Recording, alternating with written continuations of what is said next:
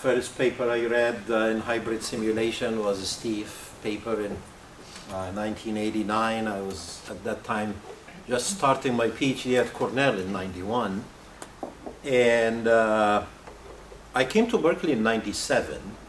In the summer of 97, I knew Steve through his papers, but I've never met him. I met Anil Chopra, I met Jack Maley, we hang around the same places, ERI meeting or ACI, but I have never met Steve personally. But when I got the offer from Berkeley, the first package I received when I was still at Cornell was a big stack, a very heavy envelope. I got this in my mail, so I opened it up.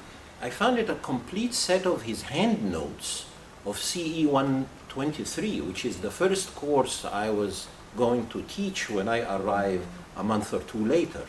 So he didn't even know me. I met him in the interview, of course, he interviewed me. But he just felt that he needed to share his notes with me. That's not done very frequently, I can tell you that. When I came here, as you, especially young faculty here, you start writing proposals and things, and I kept writing things to NSF, and they kept getting rejected. We are on tape, right? So I should the first proposal I get from NSF was Steve's idea. I have never said that to anyone, and every time I tell him this, he would say, "Don't say that. That you did the work." And this idea of doing displacement and force control, that's the first project I get from NSF. And he gave me this idea because I ran into him in the corridor and he asked me, "How are things going? How's teaching?" I say, "Oh, it's going very well. Your notes are working very well. That's no problem. How about proposal?" I said, "Oh, it's not going well. I got another rejection today." He said, "Let's go for lunch."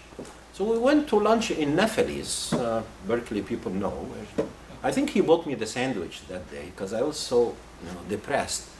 I said, "How about this?" And on a napkin, he started drawing, scribbling something. I think I still have this napkin. And it's basically how you restructure the equation of motion such that you can do displacement or force control or do a mixed. That's the first project I get from NSF. So here are two things. The third thing, which just to echo what Andrea said, it's a little bit on a funny note. I don't drive to campus. And as a family, we only have one car. So my wife dropped me off, come and pick me up. So usually picks me up around 5:30. And every time she calls me up, she said, "I'm coming to pick you up." And if I mentioned the name Steve, she would come 1 hour later. So one time I was telling her, "How come you come so late?" And she said, "Look, once you start talking to Steve, you are not going to finish by 5. You're going to finish by 6. So I'm going to go do a few things and come back for you." Now, unfortunately, she has to come on time. Thank you very much. Steve told me about this job being available at Peer, and Mosalem hired me so that I can literally say I'm here because of Steve.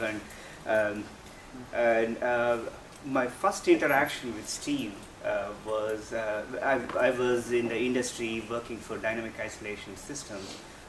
First interaction was very strict project where he was a peer reviewer. Asked a lot of tough questions. I learned a lot more about MCE in those 2 hours and made it a better project, improved it a lot more. And then because of me being in isolation field and his interest in isolation, we used to cross paths very often in conferences and such. And one such occasion, we were coming from Burbank and our flight was about 3 hours delayed. And then we talked a lot. Well, I spoke very little, but as you all know, but he asked me about, what are your interests, what do you see yourself doing and such, and he got a few things from me that I'm interested in this and that. And then about a year and a half later, he mentioned to me about the associate director position at Peer, and then he put in a sentence saying, "I think you will be a good choice for that." And I took that to kind of mean, okay, so if Steve thinks it could be a good choice, then I should do it. And then the director that followed Steve hired me, so that was good. And about these meetings, everybody talks about how you have meetings with Steve. I had my office in 451 across the door from Steve. Every week I used to cross him easily 30-40 minutes. I don't even make it to my office, and he would talk. But the reason I don't finish more than 1 or 2 sentences is because I'm thinking about, oh, what is he saying? Oh, okay, that's a great idea, or I should write it down, or I should remember it. So leaves you with a lot of ideas. They were great, pleasurable experiences. This is the last photo I took of Steve. This is from October 2nd. Actually, a couple of days before, he was at Chopra Symposium, October 2nd, and then October 4th was, this is the testing of the resilient columns by Professor Restrepo and Professor Mosalam. So they were observing the tests, and a couple of things is, you will see these two were wearing hard hats, and Steve was like, yeah, I know it will work. So I don't think it will fall down, so that's one. But the other aspect is, he was in frail health at that point, but still he wanted to see this new innovative design firsthand. Came over to the lab, saw the testing, and then he was like, oh, okay, that worked very well. And so that I remember it as him being interested even at a very late frail stage. So I would like to follow along with a few words myself. I've known Steve since 2000, so it's been 18 years. He's basically the person that I've known the longest from the time I came over from Switzerland to the US, and he, over the many years, everything that you've seen here, yesterday, today, we really all thank it to. It's all thanks to Steve, and yeah, it's really hard. It's such a big loss, and yeah, sorry. Yeah, it's just he basically over these many years he's become sort of almost like my father over here, because my family is back in Switzerland. I'm here, and just I've had so many good interactions with him, and he's been such a brilliant person, and he's been thinking so out of the box and questioning things, and as I'm sure everybody in here that has interacted with him knows that. And so I maybe one episode that I like to tell is when I started my PhD with him. We basically then would have meetings and start talking about hybrid simulation and what we could be doing, and I would go into these meetings, and he would just talk and it would be hard for me to say anything. I couldn't say anything, and it's just amazing. He would just have so many ideas that he would just brainstorm, and I would walk out of there of the meeting, and I would have 20 new things in my head that I'm so excited about, oh, okay, we could be doing this, we could be doing that, and yeah, so it's just such a wealth of ideas, and always also he's able to see the big pictures in things, not get bogged down by small details, really understanding the big pictures, and questioning, posing questions that maybe other people don't ask, that really make you start thinking about the problem in more depth, and really get to understand the problems. And so that's how he has helped me so much, and all the development work in hybrid simulation, that's really all thanks to him and through his guidance over these many years. And so yeah, I really miss him a lot, and yeah, I think I'll leave it with that. Thank you. I'll introduce myself. I'm Ray Sadesky with MTS Systems. I have the pleasure to work with many of you over the years. I've been in structural and seismic testing for the last 36 years at MTS. So it's nice to get together on these occasions. I asked if I could just make a couple comments for Steve, just informal comments. I don't have a planned presentation, but it's great that, you know, we have a nice photo session behind us here. You know, Steve, to me, Steve was like a friend, a mentor, a collaborator. He helped in many ways guide MTS through this and navigate us through this hybrid testing era.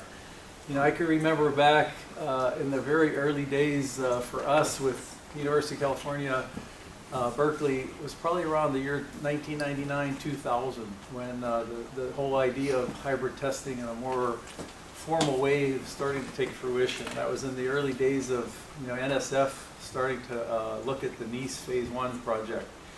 And Steve, you know, he was the champion. I mean, he always, as you all know, everyone in this room could feel his presence wherever he was. He had visions and he had ideas, and he was full of energy and passion for you know, hybrid testing and structural testing. And for me, you know, I'll miss that collaboration and that opportunity to speak with Steve. But you know, he really was just a guy full of ideas, and you just know when you were with him that you walked away feeling like, wow, I have so much more I need to do, you know, just to try to catch up with some of the things he suggested. He told me things 10 years ago which we're just starting to do now, right, in the world of hybrid testing. And you know, he had that vision and he had that dream of how we could take this into you know, different markets. It wasn't just structural testing. It's like, how can you bring this into ground vehicles? We should be testing wind and fire, and you know, things that we're just now starting to really embrace. He was talking about it, you know, 5-10 years ago. Andreas, I'm sure you can feel a lot of that same passion and energy. And so, you know, we're all going to miss him, and I think he's left a wonderful legacy for many generations of civil engineering to come. And I'm sure every one of, you know, of us in this room, we've benefited from his presence and his support. So from MTS's standpoint, we really appreciated that opportunity over those years to work with him. So that was my real feelings of, you know, we're going to miss him. So thank you. I know Steve. I knew Steve since around 2000, and when I got into this hybrid simulation, and at that time, and you know, I heard Steve like, oh, you know, big name, and you know, must be, you know, so, you know, he knew so much, and must be, you know, very arrogant and stuff like that. But when I met him, and I totally changed my opinion. And he was so friendly. He was so willing to help, and I just couldn't imagine, you know, a person with that kind of reputation, with that kind of you know, respect, and be that friendly. And sometimes I send an email to him, ask a question, and he, my email is this long, and then his return is this long, and I thought, gee, you know, this person, you know, so busy on so many things, and spent this much time to help me, and a person, you know, so not directly, you know, related to him. And so I really respect him. And I remembered we went to Xi'an to had a hybrid simulation seminar in China. And after that, and Andreas and Steve went to Shanghai Tongji and had another seminar. And many of our customers still, you know, told me, you know, those two seminars and got them started in hybrid simulation. And so Steve had such a big impact around the world to spread out this hybrid simulation technology, and to develop a lot of new methods and ideas, and we really miss him dearly. Thanks, Sean. I will actually be one of Steve's last PhD students. There's two of us left, and we're both graduating right around this time and wrapping up our theses. And how I became a PhD student is I was in one of those very long meetings with Steve, and after about hour 3, where he did all the talking, and I'm clueless on what he's talking about because I was a master's student at the time. He looks at me and he's like, so next year, and just kind of trailed off on all these things I was going to do the following year. And I was like, well, you know, I have a job in LA. I'm not staying here next year. I'm graduating with my master's and I'm leaving. And next thing I know, 5 or 6 years later, I am still here. And I don't think visionary quite does him justice. He gave me so many new, not so many ideas, but ways of thinking about problems, ways of just branching out, being more than I've ever thought I was capable of. I wouldn't trade my time with him for anything. But I actually, Jack Maley, right after he passed away, sent me a great article, and I can't use computers, so I'll let you handle it. But this was when Steve first became a professor at Berkeley in 1977. And it's an article about him being a professor, and he's quoted in the article. And he says,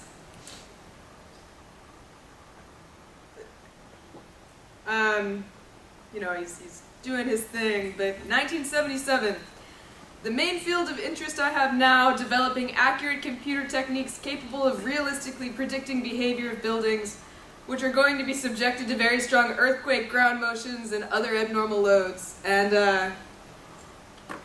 you know, the Sim Center, he did it. I mean, like, the vision was there in 1977. And at least for me, his just willingness to help you and give you ideas and not ask for anything back and give you room to grow as one of his students, best possible experience that I've ever had. So that's all I wanted to say. But Thank you. thank you.